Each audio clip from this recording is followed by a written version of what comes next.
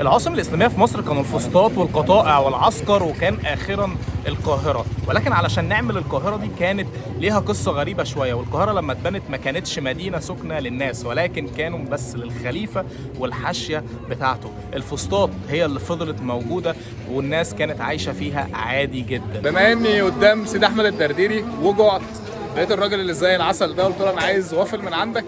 همهم وليد همهم. ايه همهم؟ الراجل ده بيعمل وافل زي الفل. I understand Bahasa. If you don't know, I can speak Bahasa. وصل الشغلانه. وعلى مساحة حوالي 400 فدان تم بناء العاصمة الجديدة القاهرة.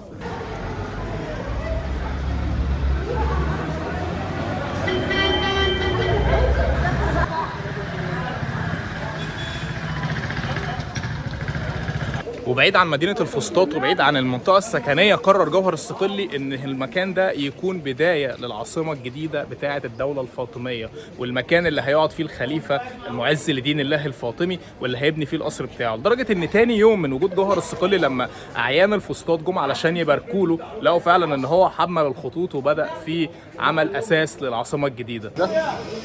مش عارف اقول لكم ايه والله، انتوا كلكم من اسيوط ده؟ لا احنا من اسيوط يا عم الحاج. مش عارف منين يا عم الحاج؟ لا مش بهنا. منين؟ من بهنا. بهنسة المنيا. لا بقيع مصر. انت مكان ده تبع مصر. ده نزار المنيا برضه. ايوه، ما هي المنيا دي بيقولوا عليها بقيع مصر دي. ايوه.